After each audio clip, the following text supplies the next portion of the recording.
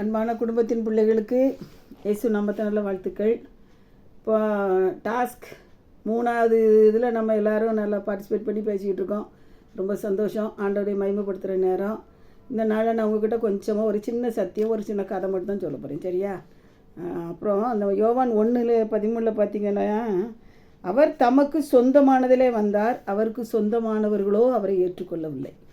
இயேசு கிறிஸ்துவை யூத ஜனங்களே ஏற்றுக்கிடலை, சரியா? அவர் பாம்போல பிதா தன்னுடைய அன்பை எப்படி இதுக்கு மேலே என்ன எப்படி வெளிப்படுத்தினே தெரியல. சொல்லுவாங்களா, உயிரை கூட கொடுத்துருவேன், இதுக்கு மேலே எனக்கு என்ன செய்யனே தெரியலன்னு பார்க்கல.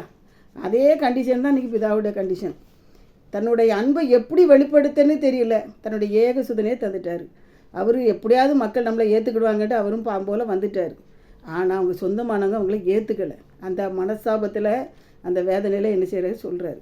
இன்றைக்கி நிறையவே சொல்லுவாங்க, நல்லது செய்கிறேன், நல்லது தான் யோசிக்கிறேன், அவன் குடும்பத்துக்கு அப்படி செஞ்சுருக்கேன், இப்படி செஞ்சுருக்கேன், தப்பாக நினைக்காங்க, தப்பாக பேசுகிறாங்க, என்ன செய்யனே தெரியல.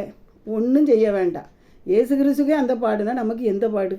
இயேசு கிறிஸ்து 100க்கு 100 நன்மை செய்கிற தேவனாக சுற்றி வந்த தெய்வத்தையே குறை சொன்ன உலகம்தான். அவரையே சொந்த ஜனமே ஏற்றுக்கிடலை. ஆனால் பிரஜாதியாராக நாம் அவரை ஏற்றுக்கொண்டதுனால நமக்குள்ளே அவ்வளோ ஒரு சந்தோஷம். அப்படி தானே? சொல்லுவாங்க, நான் அவளுக்கு எவ்வளோ உதவி செஞ்சுருக்கேன், நன்றி இல்லை, ஆனால் இந்த ஆளுக்கு சின்ன உதவி தான் செஞ்சேன், ஆனால் எவ்வளோ நன்றியாக இருக்காங்க பார்த்தீங்களா? இன்றைக்கி அதை தான் ஆண்டவர் நம்மகிட்ட எதிர்பார்க்குறாரு, சரியா? அதனால் இயேசு கிறிஸ்துவை நம்மளோட இந்த உள்ளத்தில் ஏற்றுக்கொள்ளணும். கிறிஸ்மஸ் கொண்டாட்டெல்லாம் ரொம்ப சந்தோஷமாக இருக்குது. ஆனால் அதில் ஆணி வேறு என்ன தெரியுமா? எல்லாத்தையும் வாங்கிக்கிட்டாலும் இயேசு கிறிஸ்து நம்முடைய வாழ்க்கையில் இல்லைன்னா, நம்முடைய கிரியில் இல்லைன்னா, நம்முடைய சுபாவத்தில் இல்லைன்னா, நம்முடைய குடும்பத்தில் இல்லைன்னா ஒரு புண்ணியமும் இல்லை. அதாவது ஆப்ரேஷன் சக்ஸஸ் பேஷண்ட் அவுட்னா கதையில் என்ன செஞ்சிடக்கூடாது, ஆயிடக்கூடாது. அதனால் சின்ன காரியம் பெரிய காரியமோ நம்ம ஒன்றும் பெருசாலாம் சாதிக்க முடியாது, இன்னும் தெரியாது. ஒரு சின்ன ஜெபத்தை பண்ணி, ஏசப்பா எப்படியாவது எங்களை காப்பாற்றுங்க, இந்த காரியத்தில் நாங்கள் உங்களை ஏற்றுக்கிட்டோம், நீங்கள் எங்களுக்காக தான் பிறந்தீங்க. நான் என்னோடய ஸ்கூல் பிள்ளைகளுக்கு நான் சொல்லிக் கொடுக்குறது அப்படி தான். இயேசு கிறிஸ்து எனக்காக பிறந்தார், எனக்காக வளர்ந்தார், எனக்காக மரித்தார், எனக்காக உயிர்த்தார், எனக்காக மீண்டு வரப்போகிறார். அல்லேலூயா. இதுதான் நான் சொல்லிக் கொடுப்பது. சமீபத்தில் கூட எங்கள் ஸ்கூலுக்கு போயிருந்தேன்.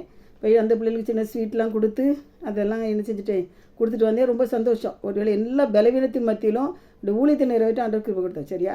இன்றைக்கு நீங்களும் நான் கொண்டாடுற கொண்டாட்டம் அர்த்தமுள்ளதாக ஆசீர்வாதமாக இருக்கணும்னா ஒவ்வொரு நாளும், ஏசப்பா நான் உங்கள் பிள்ளைகள், நாங்கள் உங்கள் குடும்பம், எங்கள் உள்ளத்தில் வாங்க, எங்கள் இல்லத்தில் வாங்க, நாங்கள் உங்களை ஏற்றுக்கிட்டோம், உங்கள் சொந்த ஜனம் ஏற்றுக்கிட்டாலே என்ன, நாங்கள் இருக்கிறோம்ல அப்படின்னு நம்ம சொல்லிடுவோம், சரியா?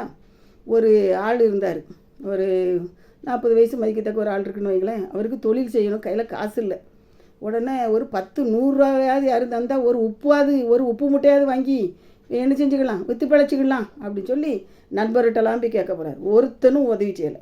ஃப்ரெண்டுகிட்ட போகிறாரு, ஃபேமிலியில் போகிறாரு, எங்கெல்லாமோ கேட்காரு. அவருக்கு 100 ரூபா ஒருத்தனும் நம்பி அவனுக்கு கொடுக்கல. சில சமயம் நமக்கு கூட சில பிரச்சனையில் வழியே திறக்காத மாதிரி இருக்கும், அப்படி தானே? ரொம்ப கஷ்டமாக இருக்கும். ஆனால் ஆண்டவர் நோக்கி கூப்பிட்டா ஏதோ ஒரு வழியை திறந்துருப்பார். நம்ம எல்லாருக்கும் அந்த அனுபவத்தில் தெரியும், அப்படி தானே? சரி, இவருக்கு கடைசியில் அந்த 100 ரூபா கூட கிடைக்கலையா? யோசு பார்க்குறாரு, நான் பேசாமல் அந்த கடவுள்கிட்டையே கேட்டுருவோம். இந்த கடவுள் தானே எல்லாரையும் நடத்துகிறாரு, எல்லாரையும் போஷிக்கிறாரு, பேசாமல் நம்ம கடவுள்கிட்ட கேட்டுருவோம் அப்படின்னு சொல்லிட்டு இந்த கடவுள்கிட்ட எங்கே போய் பார்க்க, கடவுள்கிட்ட எங்கே கேட்க, அது எங்கே இருக்காரு அதுவும் தெரியலையே. சரி, பேசாமல் ஒரு போஸ்ட் கார்டு போட்டுருவோம், கடவுளுக்கு அட்ரஸில் ஒரு போஸ்ட் கார்டு ஒன்று போட்டுருவோன்னு சொல்லி ஃப்ரம் அட்ரஸ் இவர் அட்ரஸை நீட்டாக எழுதிட்டார். இவர் பேர், அப்பா பேர், தெரு ஊர் எல்லாத்தையும் நீட்டாக எழுதிட்டார். 2 போட்டு த கடவுள் அவர்கள், சரியா? அப்புறம் கடவுளுக்கு அவருக்கு எந்த அட்ரஸும் தெரியல, போஸ்ட் மாஸ்டர் அட்ரஸை போட்டுருவோம். ஏன்னா போஸ்ட் மாஸ்டருக்கு ஊரில் உள்ள அவ்வளோ அட்ரஸும் தெரியும்.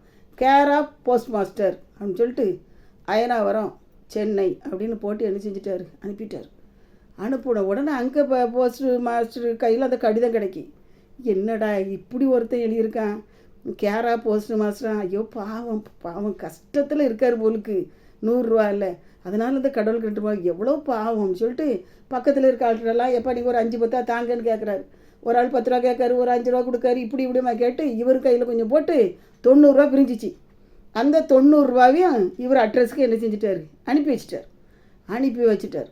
இவருக்கு இங்கே போஸ்ட்மேன் வந்து இவர்கிட்ட கொடுத்தாச்சு. பார்க்குறாரு, என்னடா நான் கடவுளுக்கு 100 ரூபா கேட்டிருந்தேன், 90 ரூபா தான் வந்திருக்குன்னு சொல்லிட்டு மறுபடியும் கடவுளுக்கு ஒரு ரிப்ளை கொடுக்காரு.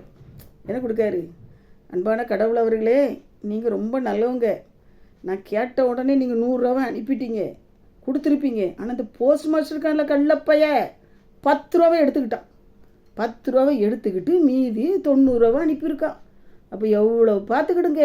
அதனால நம்ம டேரெக்டாக போஸ்ட் மாஸ்டர்லாம் கொடுக்காங்க. டைரெக்டாக உங்களுக்கு எனக்கு தான் டீலிங், நீங்கள் டைரெக்டாக எனக்கு அனுப்பிடுங்க அப்படின்னு சொல்லி மறுபடியும் கடவுளுக்கே என்ன செஞ்சிட்டா, அதே லெட்டரை போட்டாச்சு. இந்த போஸ்ட் மாஸ்டருக்கு இந்த கள்ளப்பயலுக்கு தெரியட்டு நம்ம துட்ட 10 ரூபா எடுத்திருக்கானே அப்படின்னு சொல்லி தெரியட்டு சொல்லி போட்டான். போஸ்ட் மாஸ்டர் வாசித்து பார்த்து சிரிக்கார். என்னடா உலகம், நன்றி கெட்ட உலகம். கடவுள் 100 ரூபா அனுப்புனாரா, நான் 10 ரூபா எடுத்து தின்னுக்கிட்டேனா? என்னத்தை சொல்ல ஒன்றும் இல்லை, நல்லதுக்கு காலமே இல்லைப்பா அப்படின்னு சொல்லிட்டு அந்த லெட்டரை தூக்கி அப்படியே தூக்கி தூர என்ன செஞ்சிட்டாரான், வச்சிட்டான். கதையாக இருந்தாலும் அதில் ஒரு கருத்து இருக்குல்ல. இன்றைக்கி நம்ம எத்தனையோ பேரை தப்பாக சில சமயம் நினச்சிடறோம், தப்பாக பேசிடுறோம், ஆண்டவர் அப்படி நினச்சிடுறோம். என்னத்தை செஞ்சார் என்ன கொஞ்சம் இல்லை. இயேசு கிறிஸ்து நம்மளை நேசிக்கிறாரு. நம்ம எதை செஞ்சாலும், யார் எதை செஞ்சாலும் ஒரு சின்ன நன்றி ஒரு பண்டத்தை ஒருத்தர் கொடுக்கணும் வைங்களேன், அதை வாங்கி அப்படியே கொண்டு வச்சுட்டாங்கன்னா அடுத்த நேரம் உங்களுக்கு கொடுக்க மனசு இருக்காது. அந்த பண்டத்தை வாங்கி பரவாயில்ல, நல்லா இருக்குது, சூப்பராக இருக்குன்னு ஒரு வார்த்தை சொல்லி பாருங்கள், அடுத்த நேரம் அடுத்த பண்டத்தை கொடுப்பேன். எங்கள் வீட்டுக்கு ஒரு பாட்டிமா வருவாங்க, வடை சுட்டிருப்பேன், பிரியாணி போட்டதுன்னா கொடுப்பேன். அந்த பாட்டிமா சொல்லுவாங்க, நீ வடை தந்தது நல்லா இருந்து, பிரியாணி தந்தது, அதுக்காக ஐஸ் வைக்கன்னு சொல்கிறேன்னு நினைக்காங்க. ஒருத்தர் செஞ்ச ஒரு சின்ன உதவி செய்வது மகிழ்ச்சியோடு முகமலர்ச்சியோடு வாங்கணும். பரிசு பொருட்கள் கொடுத்தாலும் வாங்கினாலும் முகமலர்ச்சியோடு வாங்கி நன்றி, பரவாயில்ல, எனக்கு ரொம்ப சந்தோஷமாக இருக்குது, இப்படி சொல்ல பழகிடணும். சமீபத்தில் ஒரு பிள்ளை ஒரு வீட்டுக்கு போயிருக்கு. அதுக்குள்ள பிள்ளைக்கு ஒரு நல்ல ஃபேன்சி திங்ஸ் எல்லாம் வாங்கி கொண்டு கொடுத்துருக்கு. சந்தோஷமாக கொடுத்துட்டு அது மூஞ்சை பார்த்தா அதை அப்படியே வாங்கி அப்படியே பொத்து நாக்கில் தூர வச்சுட்டு போயிட்டான். அடுத்த நாள் அந்த சகோதரி என்கிட்ட சொல்கிறேன், இனி அந்த பிள்ளைக்கு எந்த பொருளுமே நான் வாங்கி கொடுக்க மாட்டேன். ஒரு முகத்தில் ஒரு சின்ன எக்ஸ்ப்ரெஷன் கூட இல்லை. பரவாயில்ல, இன்றைக்கி நம்ம எப்படி இருக்கோம்? சரியா? அன்பான குடும்பத்தின் பிள்ளைகளே, யார் சின்ன உதவி செஞ்சாலும் பெரிய உதவி செஞ்சாலும் முதல்ல அது ஒரு சிரித்த முகத்தோட தேங்க்ஸ் சொல்லி ரொம்ப நன்றி, எனக்கு ரொம்ப பிடிச்சிருக்கு, நல்லா பிடிக்கலையோ அது ரெண்டாவது. மனசுக்குள்ளே நான் ஒருத்தர் முகம் வாடக்கூடாது அவங்களுக்கு செஞ்ச உதவி. இதே போல் தான் ஏசப்பாவுக்கு ஒவ்வொரு நாளும் காலையில் எழும்பின உடனே அவர் நம்மளை தேடி தானங்க வந்தார். அதனால் ஆண்டவர் நீர் அதை தந்தீர் இதை தந்தீர், ரொம்ப சந்தோஷம் ஏசப்பா, எனக்கு ரொம்ப நன்றி, இவ்வளோ தூரம் என்ன நினச்சி பார்க்குறீங்களே அப்படி நம்ம அடிக்கடி நம்ம என்ன செய்யணும் சொல்லணும். நான் கூட சொல்லுவேன், எங்கள் அம்மா அப்பா இல்லாத போது எங்களை 8 பேர் ஒரு கூட்டுக்கிளி போல் வளர்த்தீங்களே ஏசப்பா, நீங்கள் எவ்வளோ நல்லவங்க தெரியுமா, நீங்கள் மட்டும் இல்லைன்னா நான் இல்லாண்டவரே அப்படின்னு சொல்லி பார்ப்போமே, ரொம்ப சந்தோஷமாக இருக்கும். அவர் தமக்கு சொந்தமானதிலே வந்தார், அவருக்கு சொந்தமானவர்களும் அவர் ஏற்றுக்கொள்ளவில்லை. நாம் ஏற்றுக்கொள்வோமா? எந்த உதவி யார் மூலமாக எப்படி வந்தாலும் சரிதான், ஒரு சின்ன சிரிப்பு, ஒரு சின்ன தேங்க்ஸு, கொஞ்சம் ஒரு நன்றி சொல்லி பழகி, ஒரு சின்ன ஒரு கான்வர்சேஷன், ஒரு சின்ன உரையாடல், பரவாயில்ல எனக்கு நல்லா இருக்குது, சுகமாக இருக்கீங்களா, இந்த விசாரிக்கிறது, நன்றி செலுத்துறது. மனுஷனாக பிறந்த நமக்கு கர்த்தர் இதை எதிர்பார்க்குற. கொஞ்சம் காலம் வாழ போகிறோம், ஒருத்தருக்கு விசாரித்து சந்தோஷமாக பேசி வாங்கி சிரித்து ஒருத்தர் அப்ரிஷியேட் பண்ணி நல்ல கையை குலுக்கி சந்தோஷமாக இருந்தால் தான் என்னங்க. ஆனால் நம்ம பிள்ளைகள் எல்லோரும் அப்படி இருக்கிறோம். ஒருவேளை மறந்து விட்டாலும் கூட, ஒருவேளை நன்றி சொல்லவோ நன்றியாக நினைக்க மறந்தால் கூட இந்த போஸ்ட் மாஸ்டர் ஞாபகத்தில் வச்சுக்கிடுவோம். இந்த அருமையான அண்ணன் 100 ரூபாய்க்கு ஆசைப்பட்டு அப்படி கேட்டார்ல, இந்த அண்ணனையும் ஞாபகத்தில் வச்சுக்கிடுவோம். நாம் இயேசு கிறிஸ்துவை நாம் ஏற்றுக்கொள்வோம். நன்றியா, ரொம்ப நன்றி. குடும்பத்தின் பிள்ளைகள் அனைவருக்கும் என் அன்பான வாழ்த்துதலும் வணக்கங்கள். நன்றி. Thank you all. Good night.